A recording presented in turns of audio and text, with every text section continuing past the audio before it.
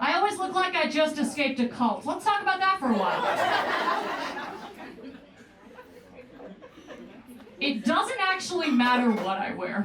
Try dressing up, try dressing down. Always looks like I just burst from a forest going, "Where's Daddy, husband leader?" That's my vibe. My actual last name is Manson, too. That's on my passport. It's my birthright to follow a bearded man into the desert and just not ask follow-up questions. I feel so lucky to be here, honestly. I feel so lucky that this is my job. I do this at night, and then during the day, I have a very weird job. I write made-for-TV Hallmark movies. Yeah.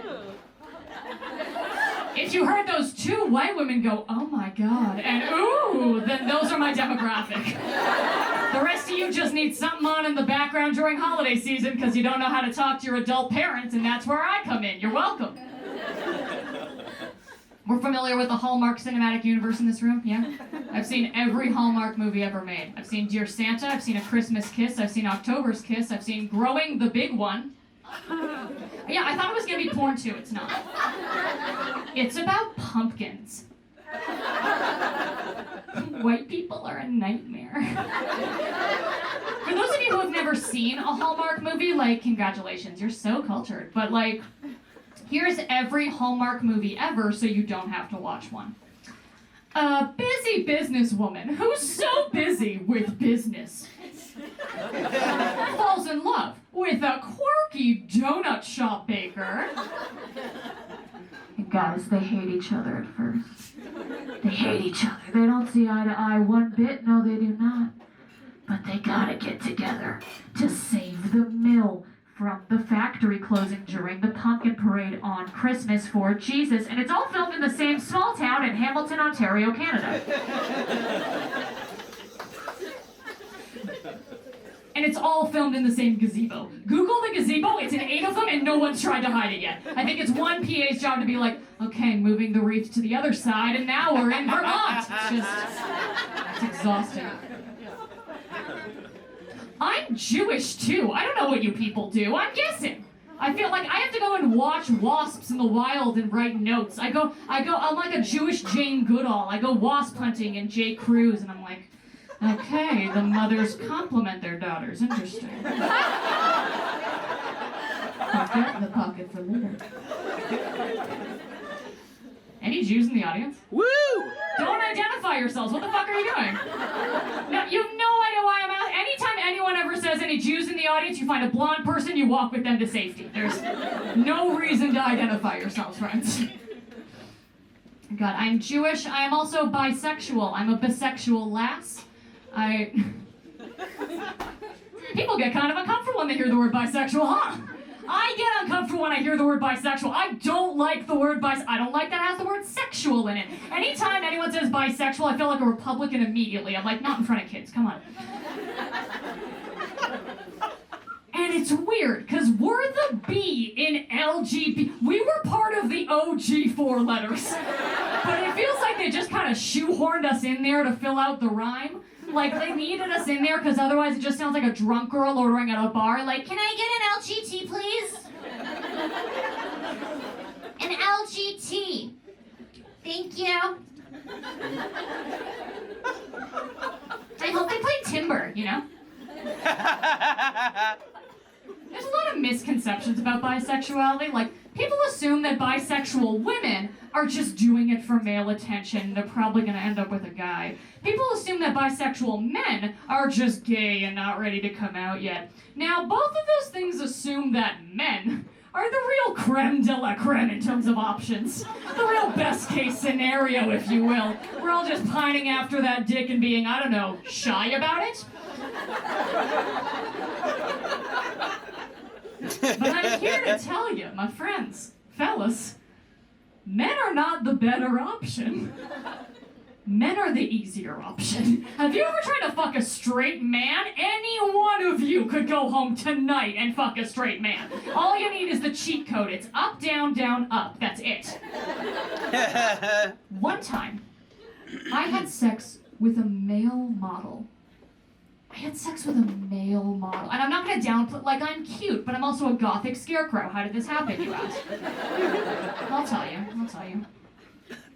I said 2 things to this guy. I said 2 things to him, and we had sex. That's it. I said, you know, I've never actually seen Breaking Bad. Should I? That's it! That's all I said to this man!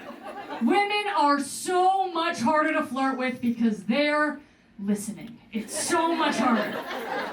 Anytime I flirt with a woman, I feel like a 13-year-old boy hiding my boner. Like, we both have hands. That's something. Do you think we get to keep them when we die? Like, I don't know what to say. I do have a boyfriend. I never said I was an overachiever.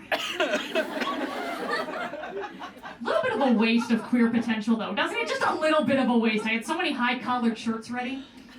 I mean, he's a bottom, so it works, but that was just lucky. I like that joke because it immediately tells me who's slutty in the audience, and I'll find it later. Yeah. I'm also, you guys seem cool. I'll tell you, this is like brand new news for me. This is brand new information. I am very recently, for the first time, happily medicated for my anxiety disorder. I'm finally on meds. Thank you. Some rooms don't applaud, and they had nice childhoods, but you guys seem neat. I'm medicated for anxiety. I am 2 weeks in. It's supposed to start working after 6 weeks. And there's nothing people with anxiety love more than waiting. So we're doing okay. For a while, I had a lot of stigma about starting meds. Like, I really thought I could white knuckle through it, just army crawl through it. I'm like, no, I'm fine. The way you do when, like, someone you have a crush on recommends a TV show for you and they're like, you gotta get through the first 3 seasons. The first 3 seasons are pretty unwatchable, but you need that context to enjoy season 6. And that's where things really start popping off. And you're like, I don't even like anime. Why am I trying to fuck you?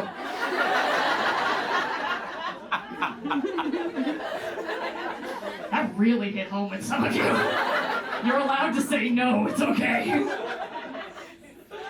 God. And then I went through another phase, which I feel like specifically California audiences may be able to get behind. I'm from Canada, where shit's also really cool.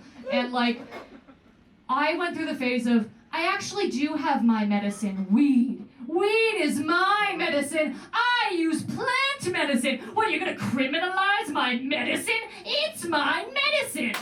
And then it was 8 a.m. and I was doing bong rips in the parking lot behind my apartment with an old Dorito bag between my legs and my phone on the ground playing the Great British Bake Off being like, this is my medicine!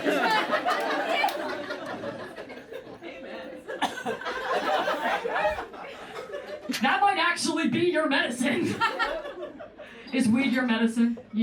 Fuck yeah, it is. Californians get abrasive when you criticize their medicine being anything plant-based or marijuana-based. It's like, yeah, I do 50 milligrams of mushrooms and 4 shoddy joints a morning, and then I go to work at an IT company. I'm Canadian. Fact. Oh, I'm Canadian. I'm still learning. And I gotta tell, I gotta head off, and I gotta leave you with this. I was not always the provocative vixen you see before you today. You're welcome. I had my first kiss at summer camp, as so many Jews do. Yeah. Summer camp's weird for Jews. They take us at our horniest, most hormonal period, and then they ship us off to an island to, like, repopulate the ones we've lost. You can laugh, they're not here. If Jews had hell, I'd be in there. Cool, that's where we'll draw the line. All right, a comic stick note. I had my first kiss, and I proceeded to 100% real vomit on him out of social anxiety. And all over my Hillary Duff bedsheets, which is for sure the saddest part of that whole story. I know! I had cartoon Lizzie McGuire and real life Hillary Duff looking up at me being like, how are you fucking this up? We taught you how to buy a bra! And then as I grew up, I grew into my body a little bit better, a little less like Slender Man vibes. And I know it's still there. And I was finally allowed to participate in something called Camp Family Feud, where everyone gets to vote on very judgmental categories. That year, my sister got voted hottest female in camp. But I got voted third most improved. Are you ready to get this show started? You are going to love your first comedian. He's an unbelievable comedy writer. He is here all the time. You're going to love him. Please give a warm welcome to Troy Walker!